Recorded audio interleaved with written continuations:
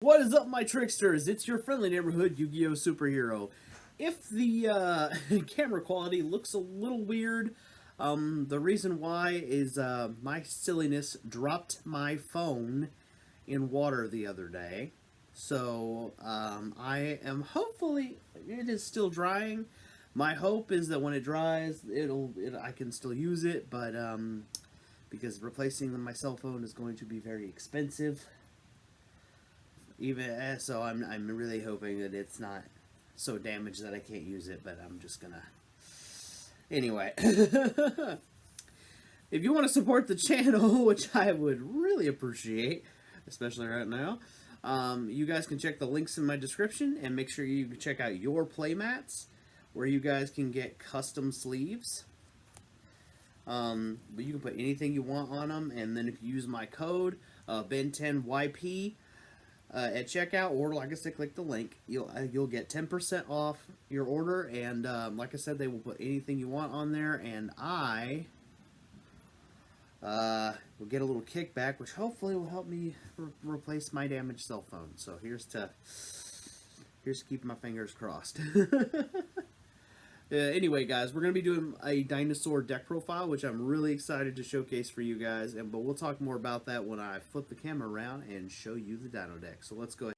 Alright, guys, let's go ahead and start this lovely dinosaur deck profile. I'm really excited to showcase you this. So let's go ahead and start.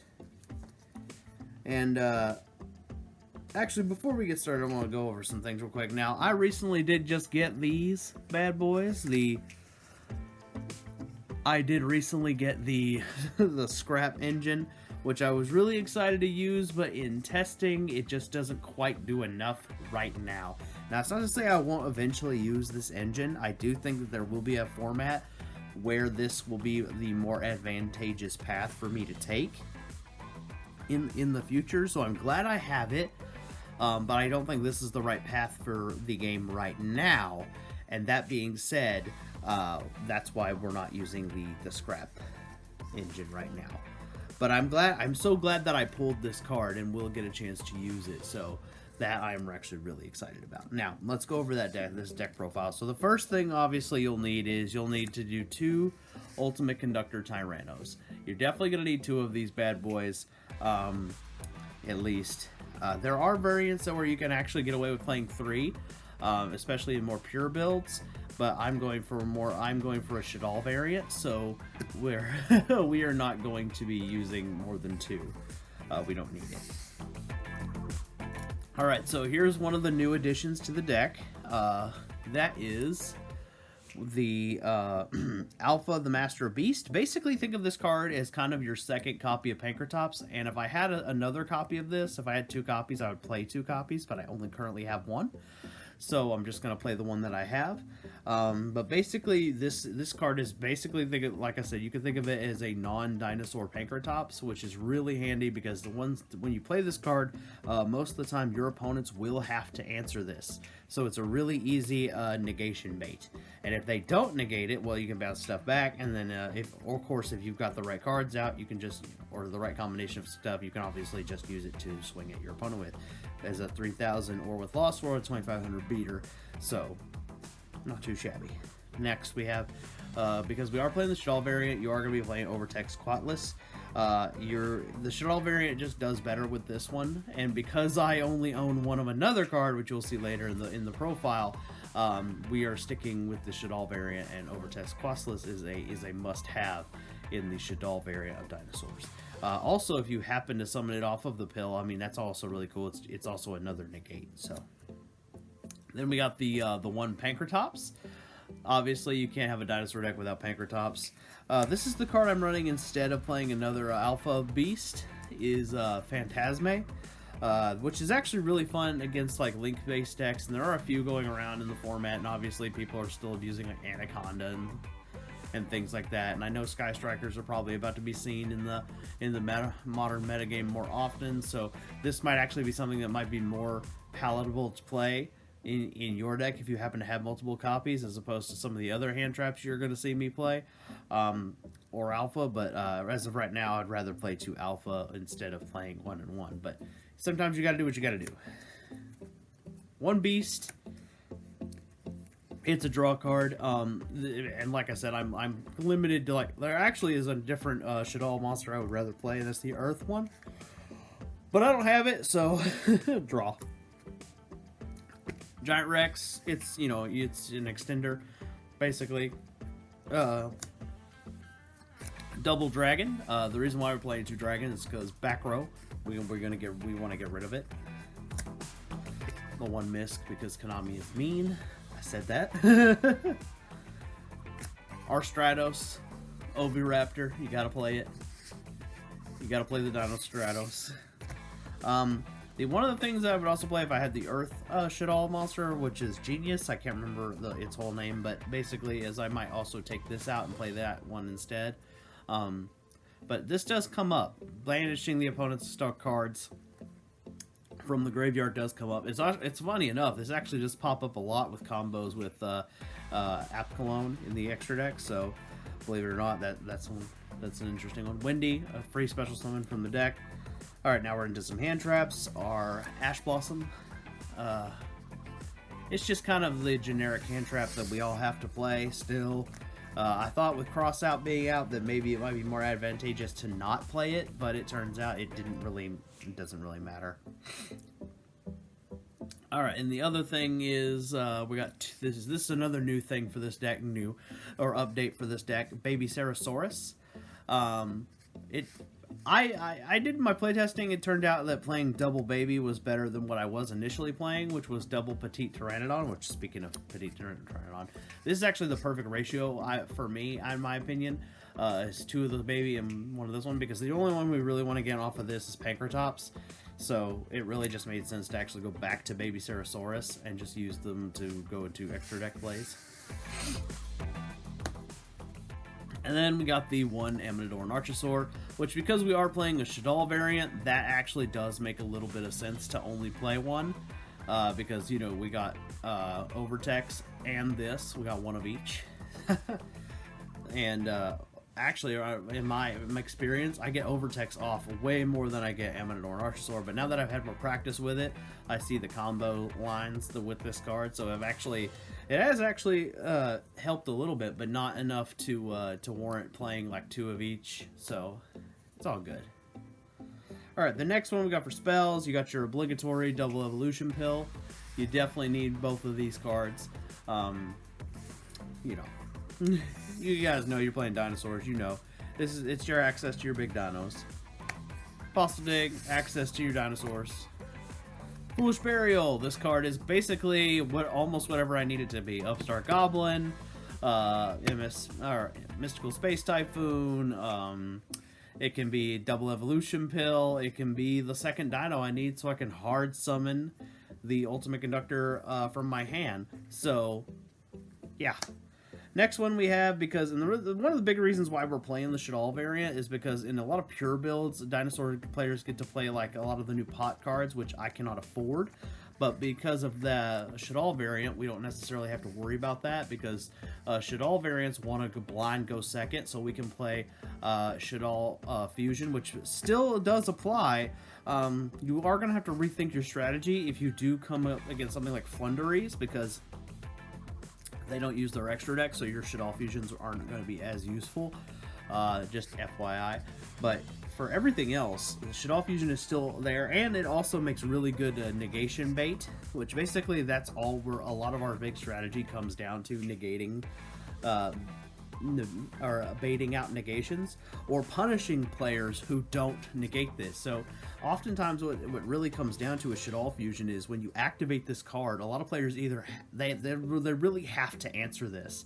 If they don't answer this and that your fusion goes through, they're going to have to deal with 3 effects going off, all off of 1 card, essentially. The 2, like usually what I'll end up sending off is the stuff to make Apcalone, which basically means I'm going to get a special summon, and a pop, or I'm going to get a special summon and a draw, or I'm going to get, or I'm going to banish stuff from their graveyard and a draw, or banish just special summon, banish, pop, you get the idea with the ones that I'm playing. And if I was playing the Earth one, I'd get a negate in there too. So they really have to answer this, which is actually is very powerful about this particular build of the deck. And because this is not the most threatening thing about this deck, a lot of them don't want to negate it, but the advantage, the raw advantage you get off of just playing the Shaddoll fusion is just too much for them not to answer. So a lot of players will, will stop it if they can, and if they can't, you're probably just winning that game, to be honest. Every game where I've resolved a Shaddoll fusion where I sent from the deck, I won. Feather Duster, just because I hate back row decks with a passion. Personally, I like the Yu-Gi-Oh to be a fist fight. That's how I think the game should be played. But unfortunately, Konami doesn't agree with me, so I have to play cards like this. You could also play Lightning Storm if you have money. I do not have it. Alright, so now we have our Terraforming, or our Lost World package. We're only playing the 2, and now you could also play just 3 Lost World if you want to do that. I chose to play Terraforming because Terraforming is Ash Bait, basically. So, and truth be told, Lost World is only something I want to see sometimes, to be honest. I do want to see it, but I don't always want to see it. So that's why we actually are playing only 2. Call by the Grave, because hand traps are a pain in the ass. Even I hate them to a point, even though I have to use them. But yeah. And then the last and final card, and probably the most important for this deck, is Super Polymerization. Now, this does come up so often, and there are actually a handful of decks where playing the Super Poly is actually really scary. And of course, there are also decks that a lot of players don't actually think that this is going to be all that threatening against them for. Like Virtual World, all the time. They never see the Super Poly coming. I guess they forget Mud Dragon is a card that exists. I don't know, but it's come up quite a bit. Especially the ones that play like Crystal Wing and try to set it up like Crystal Wing, and like the one that says, oh, that's their equivalent to Dark Law. So that's the main deck. We're gonna go over to the extra deck, and then for the sideboard, I'm not actually gonna show you a sideboard, but basically what I'm gonna do is I'm gonna show you some cards I think you might want to have for options for your side, and then you can go from there. So let's go over to the extra deck now. So some of those cards are going to make sense. We're also going to start with the fusions. But you got your Shaddoll Construct, your Apkallone, and your Winda. These are the 3 ones that I'm playing that are Shaddoll fusions. These are the only ones I actually want to make. However, the fun fact about Winda is Winda also is a Super Poly target as well. If my opponent happens to be playing Dark Monsters, or also happens to be playing Shaddolls like me, this does come up. It's kind of funny. It'll go, okay, I Super Poly, and now I have the card that you don't have. So it's kind of fun there. And then, like I said, Apkallone often gets used as a force the opponent to respond type of thing. And then Construct is usually like, I don't know, most of the time when I play Construct, I'm really just using it as just as a send card. It's actually the weakest out of the 3 that Shaddoll fusions I'm playing, but it is one of the better ones. Alright, so now for the plain, just regular Super Poly targets, we have our Mud Dragon of the Swamp, our Starving Venom, and our Dragostapelia. Basically, this is just if the opponent's playing a Dark Monster. Usually you're using your own fusions for this, but this does come up with things, especially with like with cards like the new Destiny Hero fusion Enforcer guy. With this guy being out there, oftentimes a lot of the decks that are playing that also are playing a lot of Dark Monsters, so you can actually kind of steal their it's kind of funny. It's kind of the same concept with Dragoon. Basically, you play your Super Poly and with their Dark Monster, with that and the fusion, and then a random Dark, and then voila, you have this, basically you traded their pop or their negate to give you a negate. So that's kind of fun. They blow this up, it takes the field with them.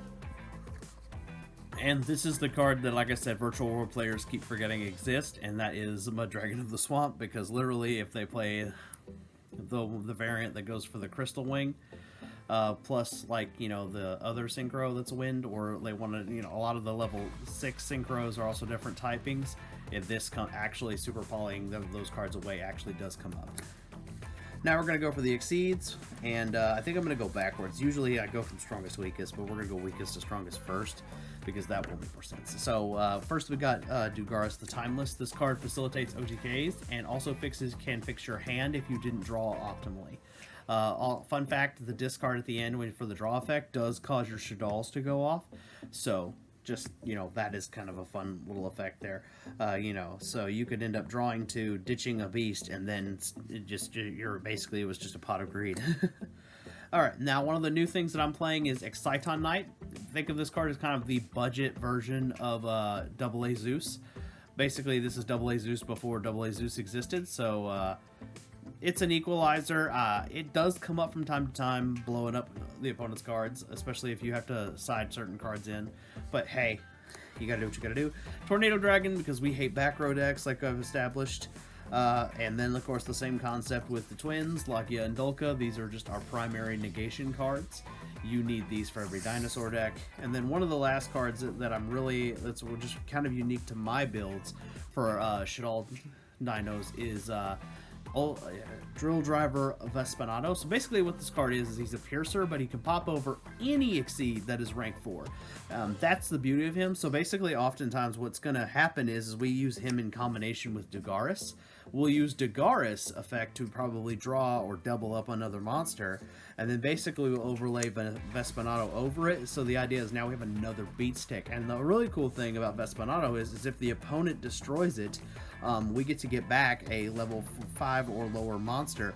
So oftentimes what's been used for is players who aren't paying attention will basically end up giving me back an Oviraptor, which will let me get back an Ultimate Conductor Tyranno. And sometimes they won't have a choice. They'll have to destroy this card to get to me, or to get a lot of damage in, and it comes up that way. Alright, now we're going to go for the last important thing, and this is another new change, is the links. Nightmare Phoenix, obviously, we like to get rid of back row. Pentastag facilitates drawing, or not drawing. Exclude that comment. Pentastag facilitates an OTK with Ultimate Conductor, because basically it means we don't have to use his effect to do lots of damage.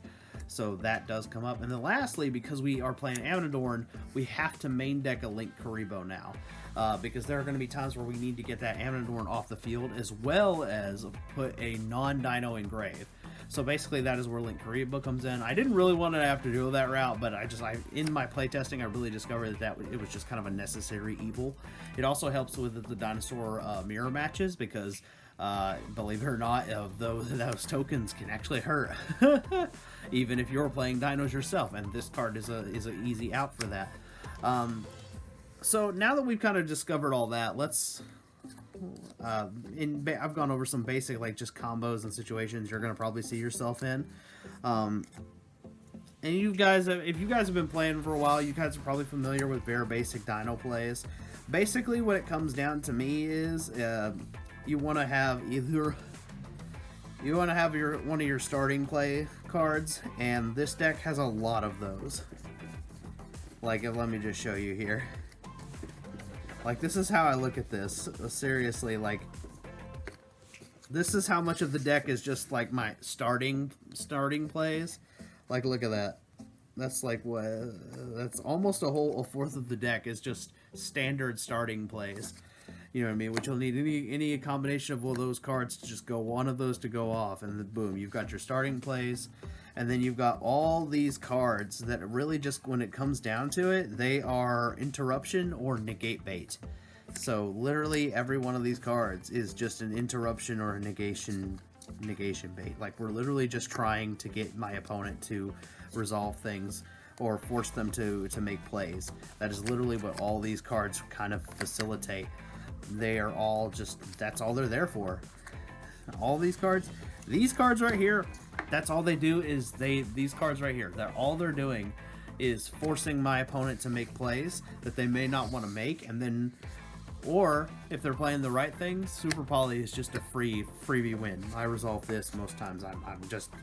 They can't respond to it, so it's a free win. I honestly, you know, knock on wood, I hope Konami never bans Super Poly. I'm sure they probably will. It's kind of one of those cards that floats on and off the list. You know what I mean? But yeah, I honestly hope it never does. But let's go over some side stuff. I'm not going to show you my personal side deck. I'm just going to show you some cards I think you should maybe consider for your sideboard. So one of the first things is you might want to consider on is definitely wanting a searchable kaiju. It's obviously its effectiveness in my opinion has kind of gone down in recent years, but that doesn't mean it's not a good option. Obviously you're going to want token collector. There are things that are going to be happening with like Sword Soul. Also, this can combo well with Lost World, so there's that. If you're afraid of your hand traps not resolving, something that you might want to consider is Engraver of the Mark. I know that I've seen some other players suggest this card, especially when Crossout Designator was coming to the game. So you might actually want to think about this because it's a budget option. You could also play Lancia for the same purpose if you want to go that route. Another card you might want to think about, especially because Dinosaurs are a very going second deck, is you might want to also consider like something like in the sideboard as Forbidden Chalice.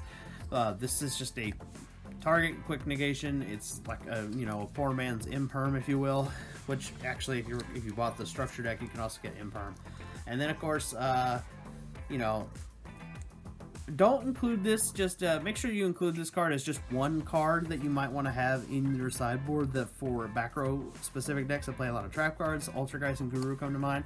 I'm doing that one because I particularly hate those decks, to be brutally honest.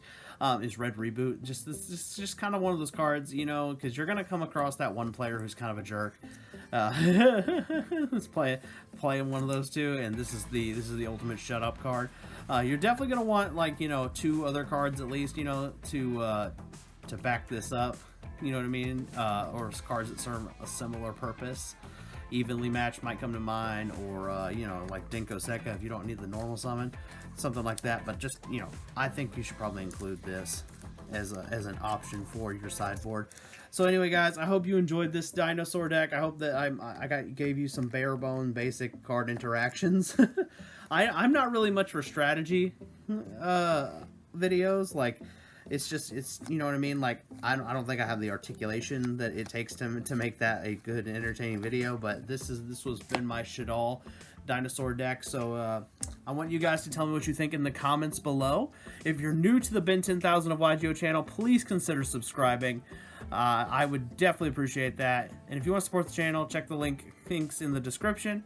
And guys, leave me a like. It really does help the channel out a lot, and I really appreciate it. So I hope this video was informative. I hope you, especially for more of you budget-esque Dino players, I hope this maybe helps get your thought process rolling. And yeah, guys, I will catch you in the next one. Peace.